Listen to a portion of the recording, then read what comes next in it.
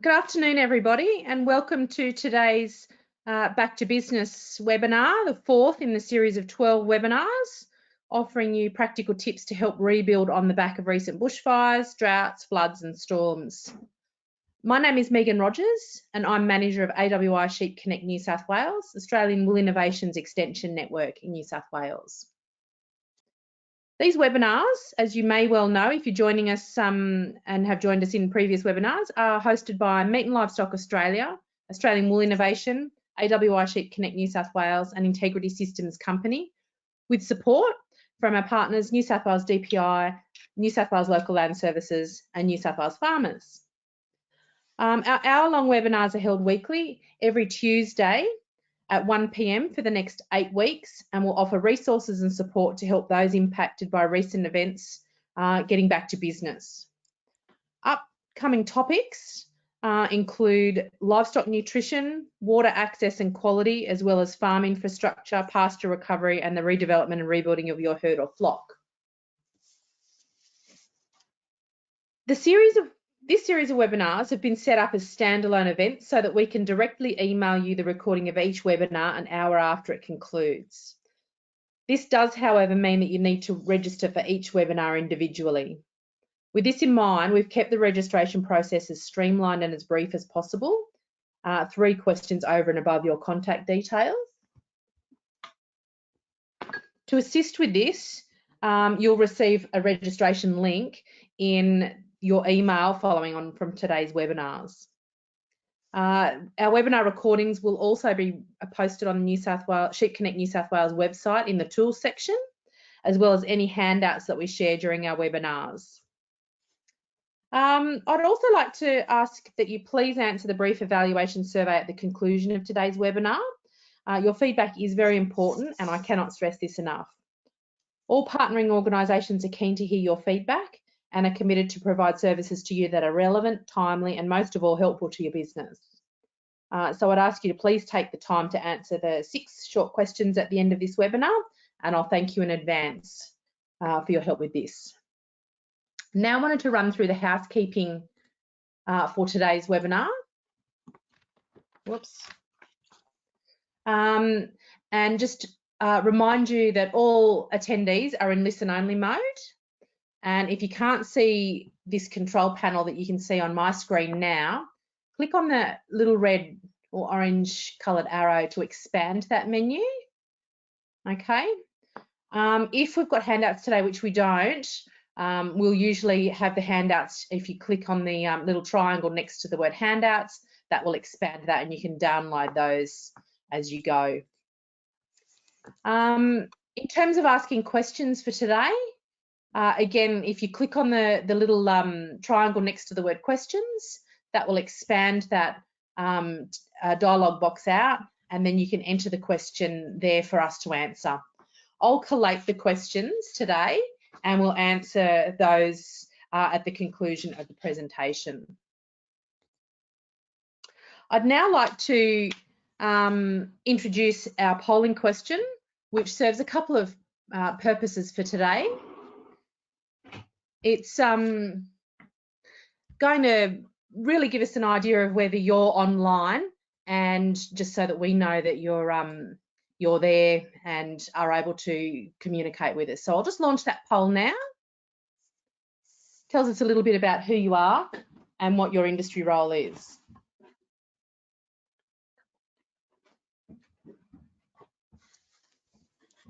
So we've got plenty of people voting at the moment.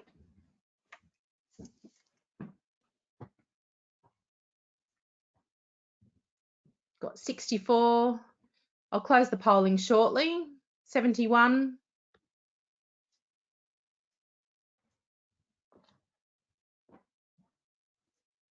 Okay, 5, 4, 3, 2, 1. And I'll just share our results.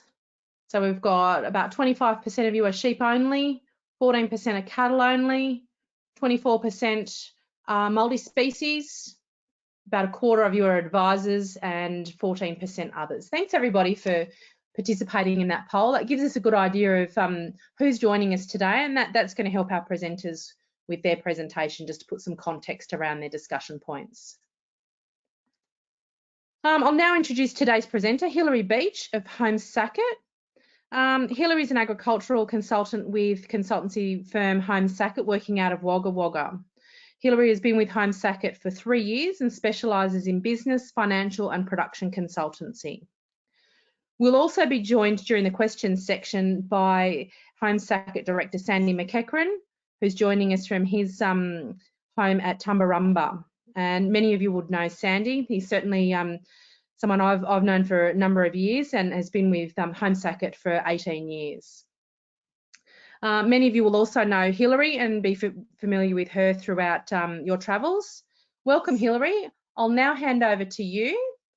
I'll just change presenter and hand over. They're just coming online there now, Hilary. I can see a B. How about now? Perfect. Ready when you are. All right. So thanks very much, Megan, for that introduction. And thank you for everyone for jumping online today. I really enjoyed that poll at the start, so I think that'll give us some good context around the audience today. Thank you also to Sandy, who has jumped on and is going to be available for questions at the end. Sandy is obviously director and consultant at Home Sackett, but also was had properties in Tumbarumba that were affected by fires at the beginning of this year, so has some experience in that respect as well. So today we're going to be talking about prioritising farm infrastructure for rebuild. Hopefully, or producers that were affected are well on the way to recovery and getting back to business. So I'm just, so hopefully, yeah, today, hopefully you can take away some opportunities that you identify whilst you're in this process of rebuilding and how to prioritise those opportunities. Obviously, each business has its own set of unique circumstances. So really bear that in mind when we're going through the presentation today, because a lot of the analysis are very specific to certain business structures, so they may or may not apply to you in your rebuild. So bear that in mind, but there's definitely, we're covering a lot today, so there's definitely a lot to take away from the presentation, hopefully. So let's get started. I wanted to start with a checklist that we identified early on when the fires happened as to how getting back to business might look for a sort of a client of ours when we were helping them through the time. The first thing that we saw of value was to sort out the cash flow of the farm business, inclusive of all insurances. So a monthly cash flow over the next 12-month period, really looking at where your peaks and troughs are going to be, and that's going to guide your business decisions over the next 12 months. And if you haven't done a cash flow before for your business, then now's a really good time to start. Just really understanding where those peaks and troughs are going to be will really help you guide where you're going to be able to move within the business frame. The next point is to sort out the farm finance. So now that you've done your cash flow inclusive of insurances, you know where your peaks and troughs are going to be, so you can sort out with your bank manager where you might need some assistance, or just give them that sort of head start on sort of where in the year that they might be required. Is going to really put you on the front foot. So sort out your cash flow and your farm finance first and foremost. Stock-proof your boundaries and have your farm broken up into stock-proof sections would be the next most important thing if you did have a large loss of fencing. If you did have significant burn or higher degree burns where you have no sort of pasture left and there's no use sort of having stock on the paddocks at all, then maybe containment lots would be of benefit for you in that circumstance. But if you only had sort of, a lower percentage of the farm that was impacted, then making sure your boundaries are fenced and that you have some stock-proof sections that you can manage your animal husbandry activities through there. The next point is to have enough livestock to utilise budgeted pasture production. So by now you should know, we're lucky that most, or particularly Eastern Australia, has received some sort of a break. So you should know what pasture has regenerated from the fires and what hasn't. So you should be able to build some sort of a pasture budget which determines the number of mouths that are required to adequately utilise the available pasture. Without the adequate number of mouths, there's a large opportunity cost that's just going to sort of prolong that. Or if you do have the number of mouths that are required, your sort of ability to get back to business is likely to be increased. That time frame is going to be lessened. So this is a really good use for the Back to Business consultancy program that's running at the moment, the 3 free consultancy sessions. Get your consultant to do a pasture budget for you. There are restrictions around being on farm at the moment with COVID-19, but sort of any sort of guide that you can give them to get that pasture budget is really going to assist in making sure that you have enough mouths, or you know the direction or that your carrying capacity and what your deficit or target's going to be for your pasture budgeting. The next 2 points are what we're going to be touching on today, which is your infrastructure and investments. The 5th point there is your livestock handling and infrastructure, so your yards and sheds, which would be what you would rebuild first. So we're going to touch on those. And then the 6th point is investments that are going to improve farm profitability. So you're looking at refencing to land classes, or refencing to put in laneways, or some investments that are going to improve farm profitability. And by improving farm profitability, we look at these investments and rank them on return on investment. So when we're looking at different investments, we rank the highest ROI should be prioritised first, unless you have a really good reason why you might go the second or third one. But when we are looking at investments to improve farm profitability, we rank them on return on investment, and then we look at those return on investments and pick the ones that are going to yield that highest return. So that's a little bit of a checklist to start with, and we're obviously going to go through that these last 2 points here on this presentation. So rebuilding necessary infrastructure such as sheds and yards, necessary because they are, you need them to run a livestock enterprise. They are necessary unless you like wrestling steers, like old mate on the left there, because obviously you're not going to be drenching too many intro cattle without a crush. So necessary to running livestock enterprises. They are hard to analyse for a return on investment because they are just a capital cost of running the business. So in saying that, they need to be kept, the cost of rebuilding them needs to be kept as minimal as possible without introducing inefficiencies. And so adequate infrastructure to get the job done efficiently, no more and no less. So for example, a 5,000 DSC wool enterprise is not going to need the same size yards as a 30,000 DSC enterprise, nor is it going to need the same number of stands on a shearing shed.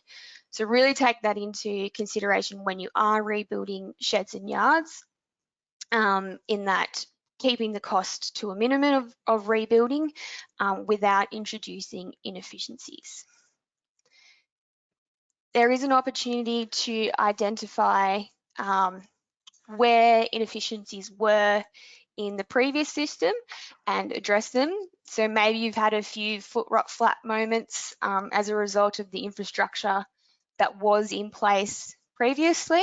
Now is an opportunity for you to address these. Identify these inefficiencies. They could be in the form of the yard design, holding pen size, your race width, length and position, or even as small as gate latches.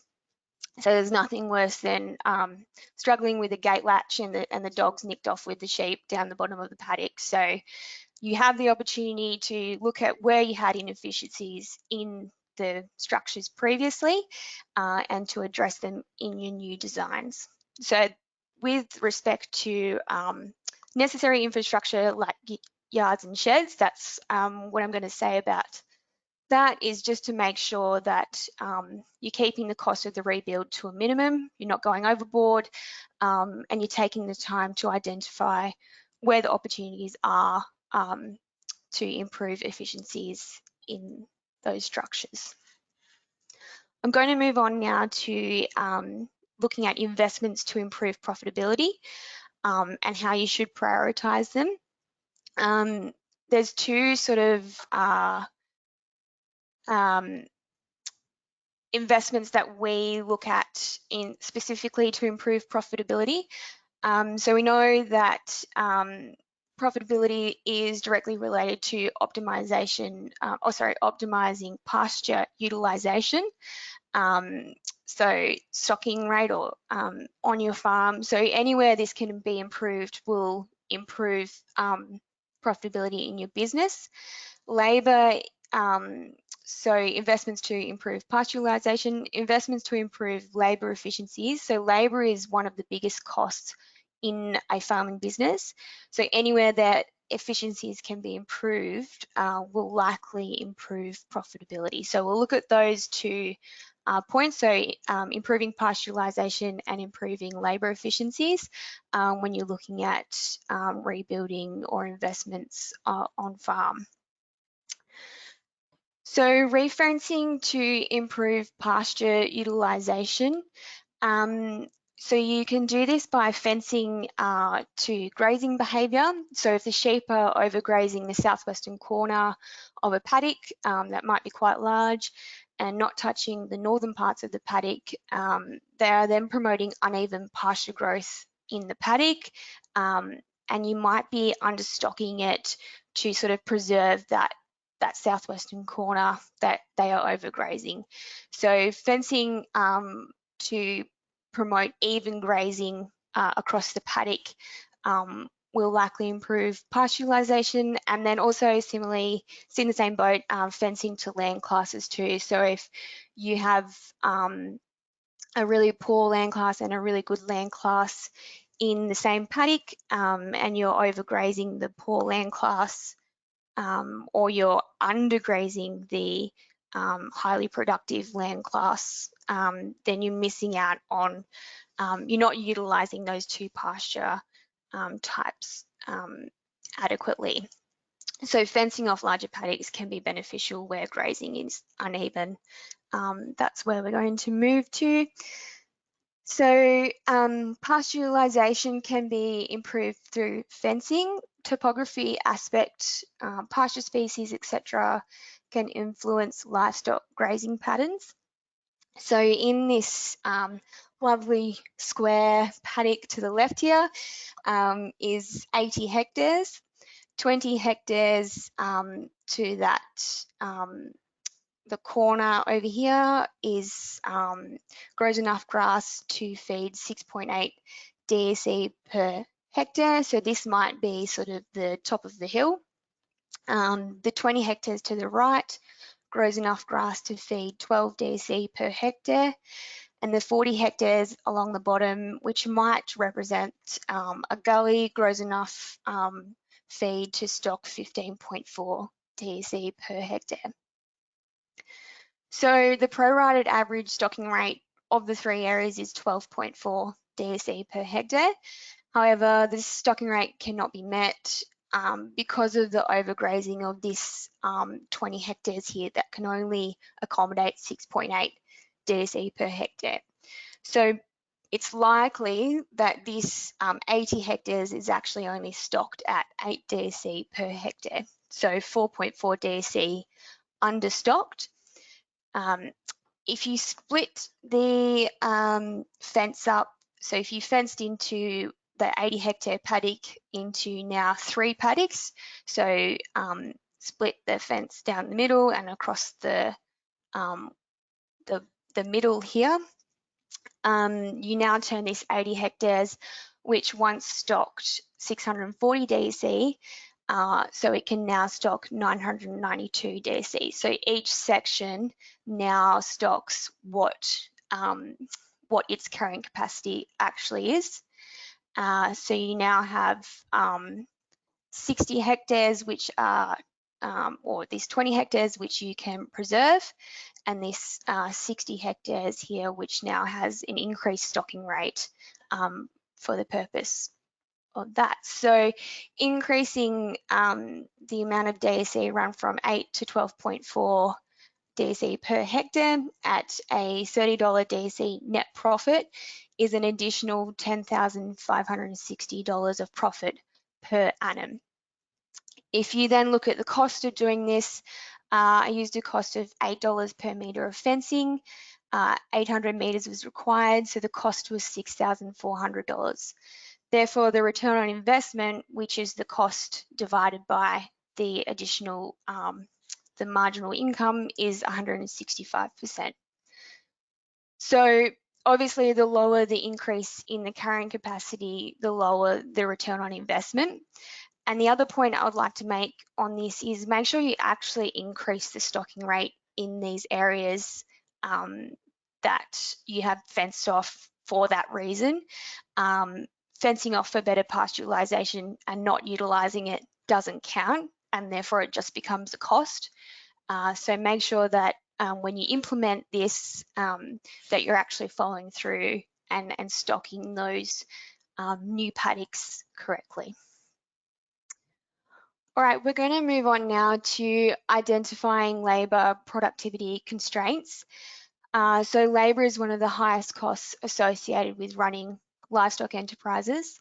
The tasks which require the most days of labour per year potentially offer significant labour savings. So these are typically shearing and crutching, mustering and droving, R&M, fencing and water, and supplementary feeding, and anything else that you might be able to identify.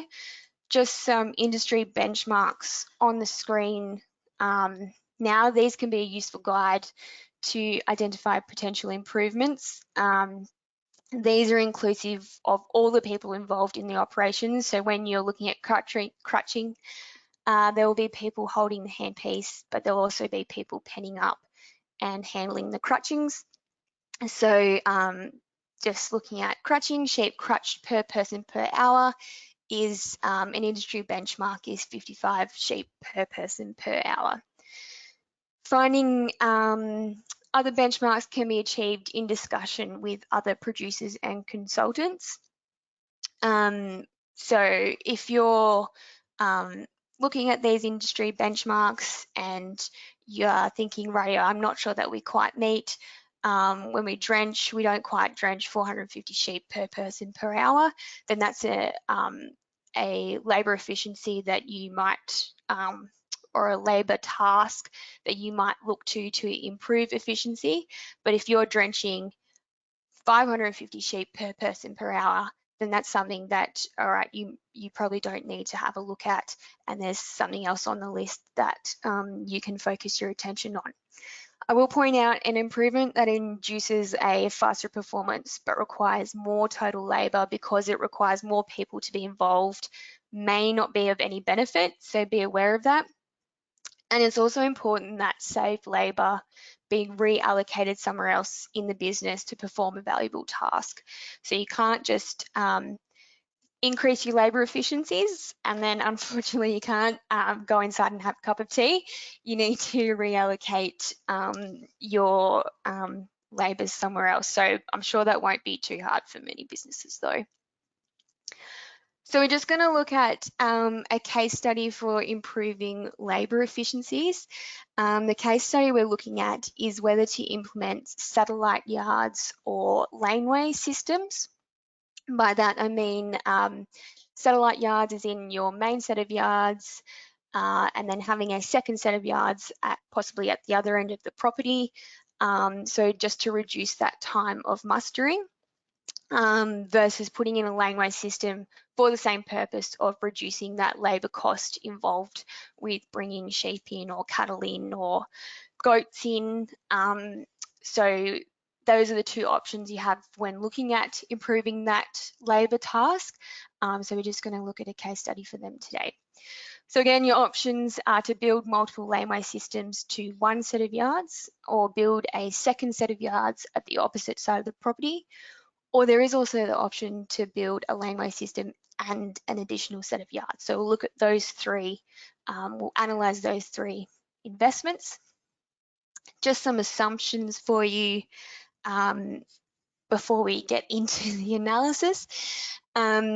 This property has 20 mobs of sheep, each are bought in 5 times per year.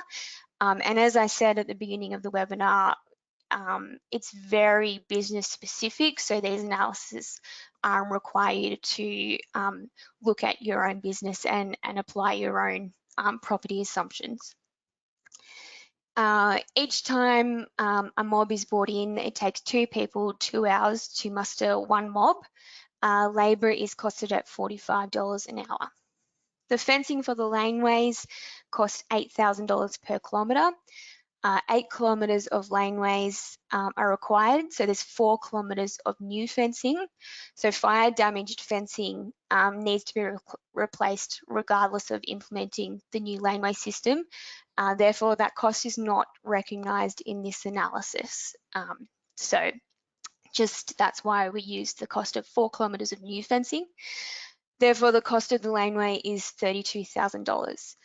The smallest secondary set of yards, so the satellite yards that we'll be using today, will also cost $32,000, just to keep those, you know, that capex on par there. So when we're looking at implementing a laneway system, by doing so, the laneway system saves $9,100 per year in labour costs. So under this existing table on the left, looking at the scenario we just had on the screen, the time mustering is 2 hours times a labour cost of $45 an hour, which is $90 for the task. We require 2 labour units to carry out this task, so that is 2 times the $90, which is $180 of total labour costs for the task. The number of mobs times the walks per annum is 20 mobs bought in 5 times is 100 uses of that laneway system or the yards. We then need to also take into account R&M, the cost of running the vehicle, which needs to be used to bring in the livestock enterprise, and the depreciation on that equipment as well.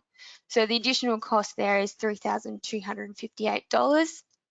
Therefore, the total cost of that task is $21,258. So $21,258. Over on the right there is the cost of mustering with the implemented 8 kilometres of laneways. Again, we have 2 hours mustering because mustering time is it might be cut down ever so slightly, but not significantly. So you still have 2 hours at $45 an hour is $90. However, you only require one labour unit to carry out this task now, because we don't need someone, say, running out in front and opening gates into different paddocks, or holding back another mob at the other end of the paddock to slip this new mob by. So we're looking at one labour unit now, which is costed at $90. So $90 is the total cost of the labour unit in that task. Same number of mobs, same number of walks per annum. The R&M in this instant has actually decreased because of the decreased vehicle usage in that scenario, even though depreciation would likely have increased because of the new, because of your increased capex there. So the total cost with the 8 kilometres of laneways is now $12,158. So a total saving of $9,100 per year by implementing a laneway system. We then look at implementing satellite yards. So we're assessing the same task, but utilising different structures, therefore different R&M and vehicle and depreciation apply. So time mustering is 2 hours under the existing, plus the 2 labour units, 20 mobs brought in five times a year. With the the existing set of yards that we are using, R&M and the vehicle cost of bringing them in and depreciation is $2,730. Therefore, the total cost of that task when analysing the satellite yard scenario is $20,730. When we implement this, the second set of satellite yards, same scenario again. This time the time mustering is cut down to 1 hour instead of 2, because we're only moving the sheep from half the distance, I guess. So we're halving the time it takes.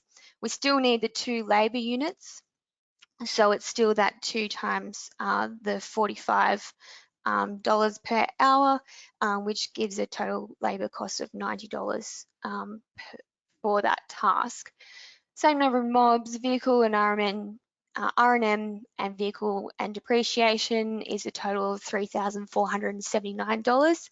So the total cost of that task is $12,479. So the saving is therefore $8,250 per year by implementing a second set of yards on this farm. So when you rank this, and this is what I am talking about when we're looking at ranking using the return on investment. When you're looking at the laneway and the satellite yards, the return on investment for them is similar, but when you look at both implementing both laneways and satellite yards, that return on investment slips down and it's much lower. So you're looking at either implementing a laneway system or satellite yards, but not both. So where we got that return on investment from is just looking at the annual savings of the task by implementing the laneway system here, divided by the cost of the infrastructure gives you the return on investment. Again, with the satellite yards, the annual savings divided by the cost of infrastructure. When you're looking at both, the annual savings, yes, will be higher, but so will the cost of the infrastructure, making that return on investment lower under this scenario. Again, I'll say this is very farm specific. So it's really important to get these analysis right with your own assumptions. So I will just mention there is a really high benefit of seeking professional help when doing these analysis. They allow you to perform the analysis faster, consider hidden costs and benefits that are easily missed, understand the key factors underpinning a successful investment, draw on their knowledge, draw on the consultant or whoever you use, draw on their knowledge of similar investments in other businesses. Being confident about when and when to and when not to invest is really critical, because a hasty and poorly researched investment can be costly, just as costly as they can be lucrative. So engaging a professional just may steer you in that right direction, and then the cost of them may be easily justified. Also, I will mention it's a really good use for your back to business consultant. So those 3 free consulting sessions that you do have access through as a red meat producer and wool producer through the back to business program. If you're not sure how to utilize them, then maybe getting whoever you engage with to look at different investment options to improve profitability in your farm, on your farm. So just, I was asked to talk about considerations when rebuilding watering systems as well. Refencing paddock areas or putting in laneway systems may mean reconnecting watering sources. Before you do that, it's really important to be organised. So map your interconnecting paddocks before changing your watering systems. So avoid that risk of water issues, which are very time consuming and frustrating, that are caused by complex systems. So make sure you map out where your watering systems are and how you're going to implement new ones when you're looking at these sorts of investments on farm. Just these stock water requirements, which are on your Making More from Beef and Sheep websites. These are the types of water requirements, consumption per head per day in litres, that you'll need to be looking at when you're looking at what types of watering systems you're going to put in place. So for example, a lactating cow requires 40 to 100 litres per head per day, and that's really dependent on, well, it's really dependent on weather. So livestock water requirements can increase something like 60 to 80% on a really hot day. So making sure that these requirements are going to be met is extremely, extremely important. You also need to budget for spillage, evaporation, cleaning troughs, and some seepage in dams. Another point is central watering points can really help limit stock movements and help promote even grazing if that's practical for your watering system to implement. If you can do that, then it's going to be beneficial, but if it's not practical, then don't introduce inefficiencies or extra costs to put them in that spot. Stock water requirements and flow rates. So it's really important that when stock go to have a drink, that there's actually water there. And that will be influenced by the flow rates that you have implemented in your watering systems. These suggested flow rates are litres per second. Obviously, the greater the mob size, this is in DCs on the left here, the higher the flow rate needs to be to make sure that water requirement is being met. So getting the equipment for this, if you're not sure, obviously visit your local store and they'll definitely be able to help you out in this front, or just get in touch with producers in your area and look at what's worked best for them. And again, another really good, if you're unsure about your watering system, get a consultant through the Back to Business program involved to help you really nut that out and make sure that to limit the risk of that system. Also, just touch on quickly lambing shelter. So lambing shelter is going to be a tricky one this year for those who might have had trees and shrubs that normally act as shelter wiped out through the bushfires. So we know that exposure is a key constraint to lamb survival, along with starvation and mismothering. Providing shelter can increase lambing rates on average of 8.5% in single-bearing flocks and 21.5% in twin-bearing flocks. So the lamb survival is quite significant in a twin-bearing flock. This Lynchian bird, there's been a large amount of trial work go into this.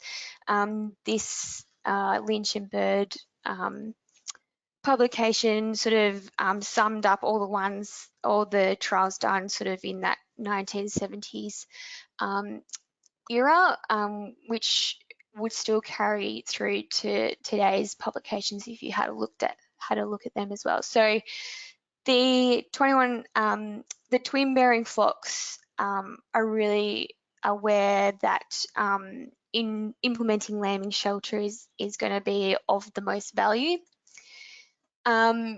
Just some really basic considerations. Choosing a paddock with the most sheltered aspect.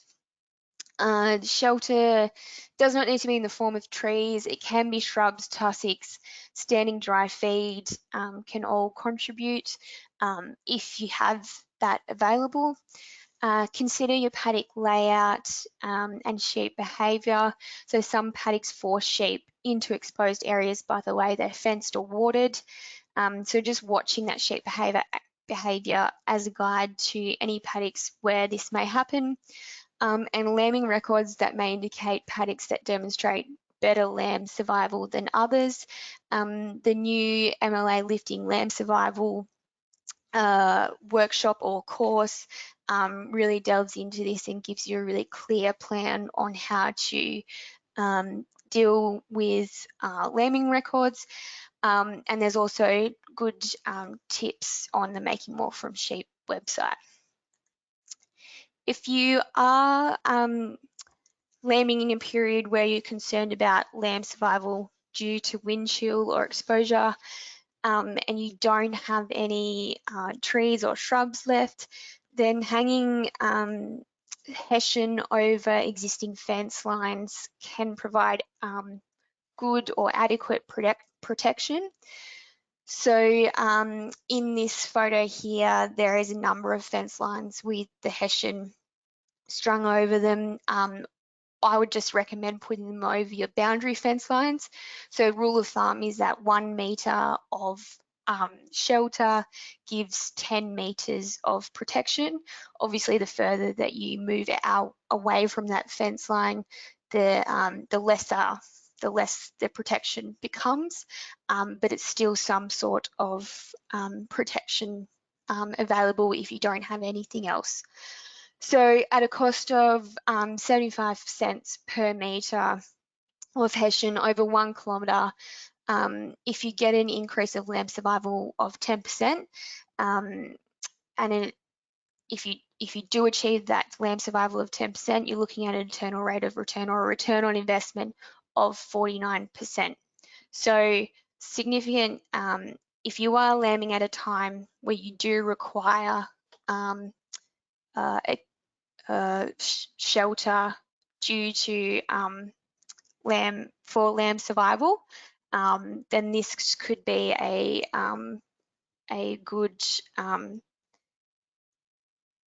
good way to implement that shelter, is those Hessian over the fence lines. All right, just a few things to consider with coronavirus. So unfortunately, we're in a bit of uncharted area or time at the moment. When you are rebuilding infrastructure, just make sure you're really organised. You know, can the contractors come on farm to rebuild your shed what are the, what are their protocols? What is their time frame? Is it going to be as normal? How available are the required resources? Making sure that you don't start a project and then just have it stop and dwindle away into the background because you couldn't source a certain resource. And also just have your own farm protocols in place for your own workers. And just make sure that they have guidelines on how you are dealing as a manager with COVID-19, just to make things as easy as possible. I think I was meant to go through, as I mentioned throughout the presentation, there is the Back to Business program. We have access, producers who are in fire affected regions, access 3 free one-on-one sessions with a local farm consultant, just looking at areas that you require assistance with. And Sandy and myself are available through this program. So it's a really good initiative, and I would really encourage you to jump on board with that one. Okay, Megan, that's it for me. Do you have any questions so far?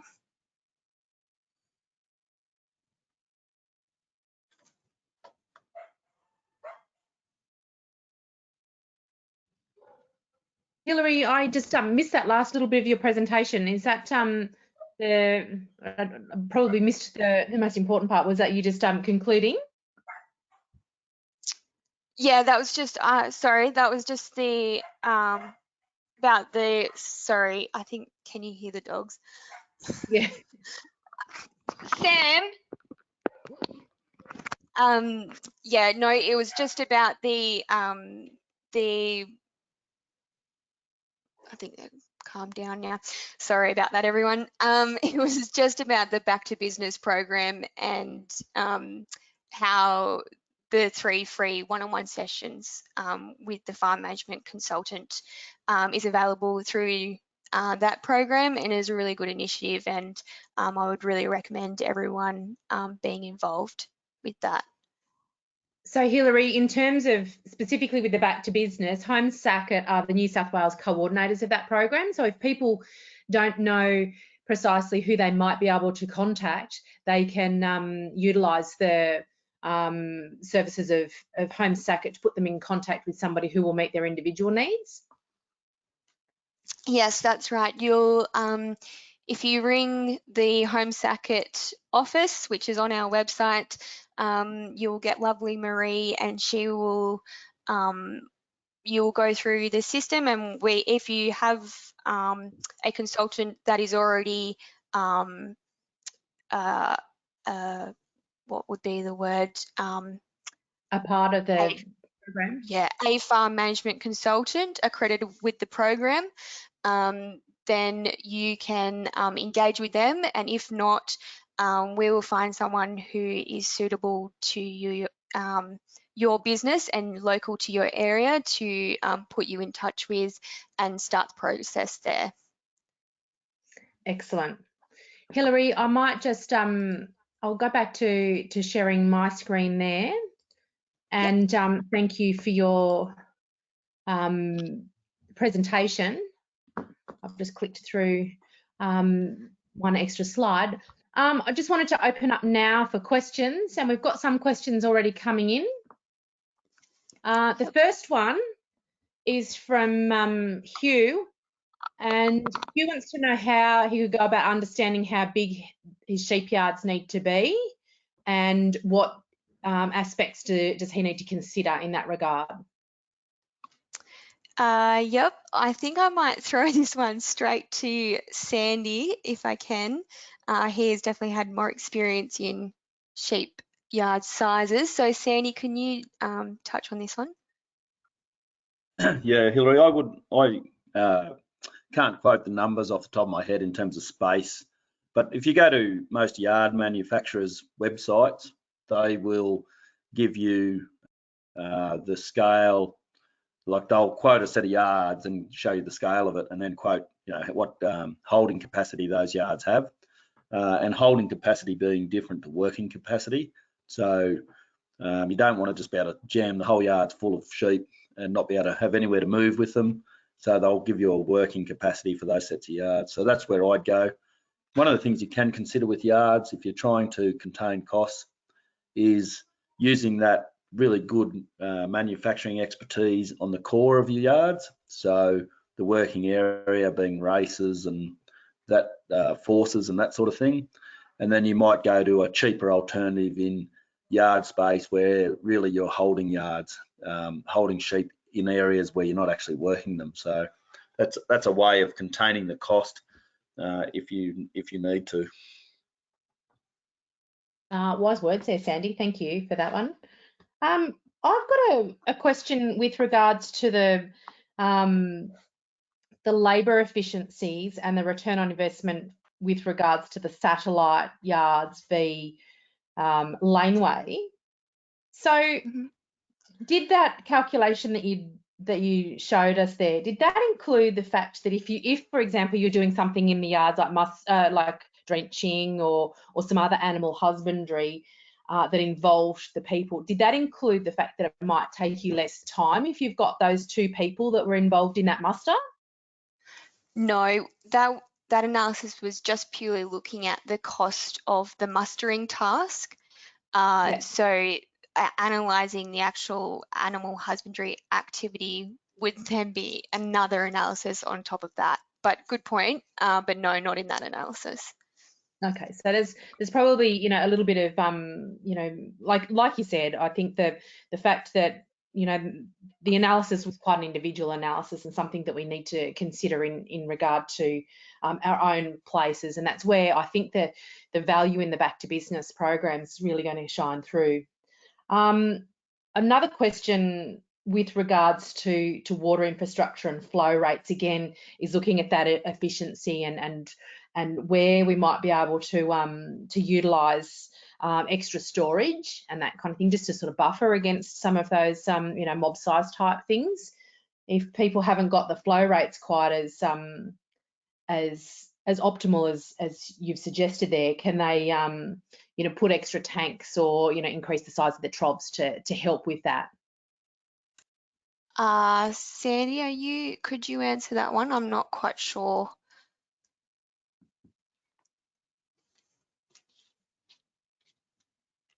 I think the answer to that is no. So the flow rate specifically refers to how quickly the water can come out of the pipe.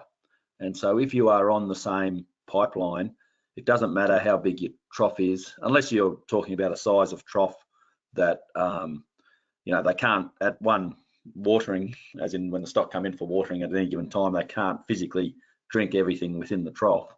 I don't think trough size would help you, because essentially they drink the trough dry quicker than it refills. So I think flow rate, you're better off working on the pipe lines, size of the poly pipe that's leading to it.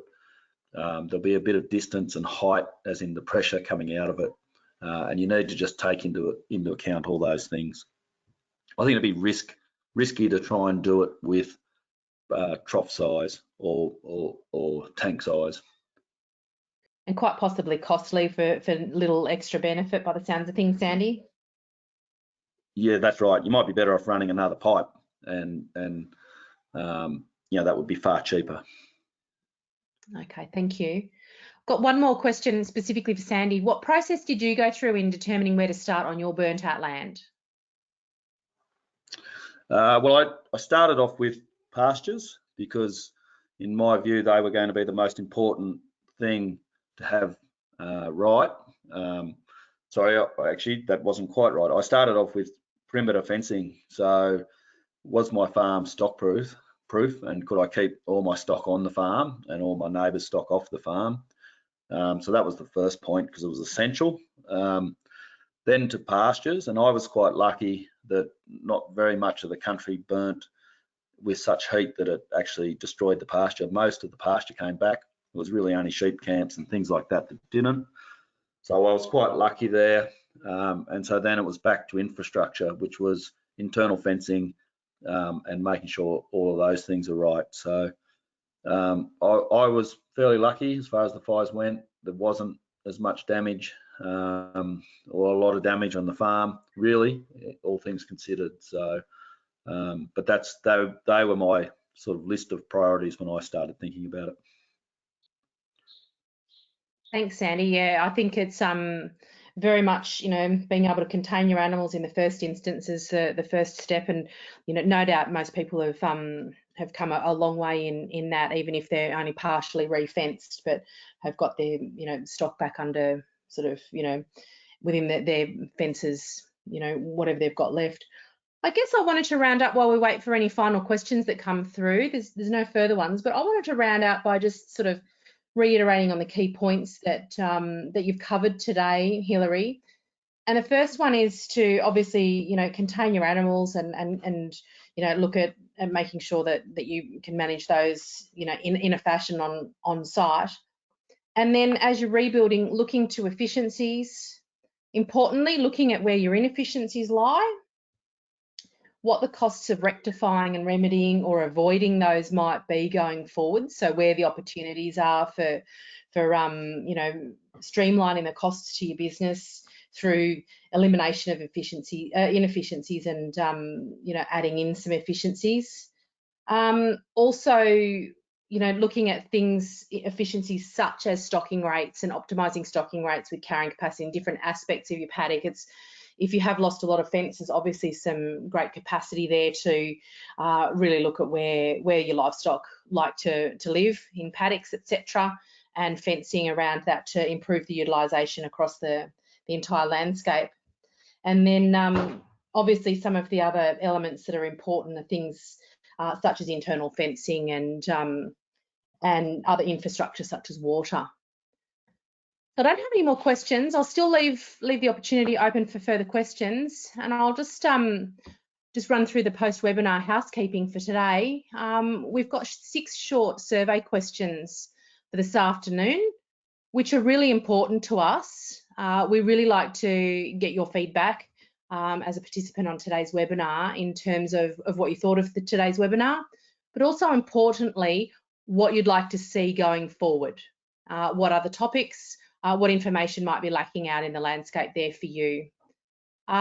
We'll also, in our follow-up email, which will be distributed an hour following today's webinar, it'll come straight to your inbox, will be the link to next week's webinar, which is about biosecurity, animal health and welfare during rebuild, presented by Dr. Gillian Kelly from Central West Local Land Services. I'd also like to highlight the fact that these webinars are also transferred into a podcast series, which is the Back to Business podcast.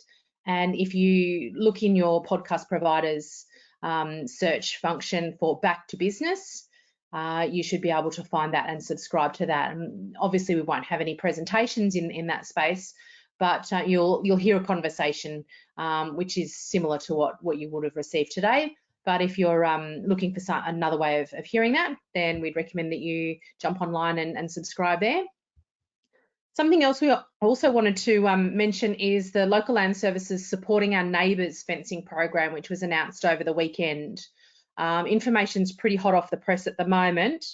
If you type into your search engine Local Land Services Supporting Our Neighbours fencing, that'll take you straight to the page there, which covers all of the detail in that.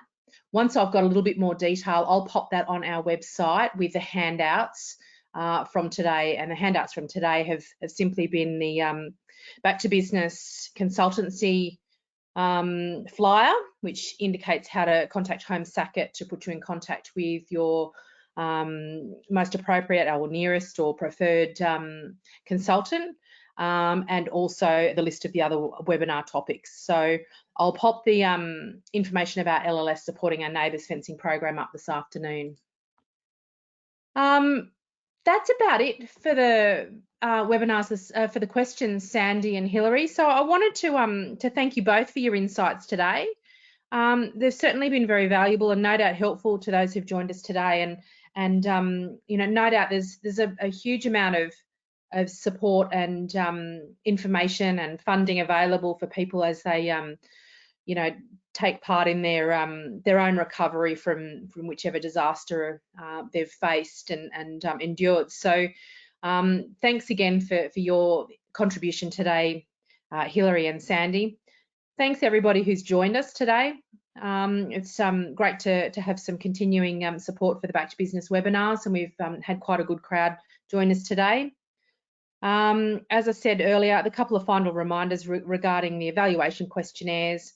Register for next week, and again, thanks to everybody who's joined us for your time today.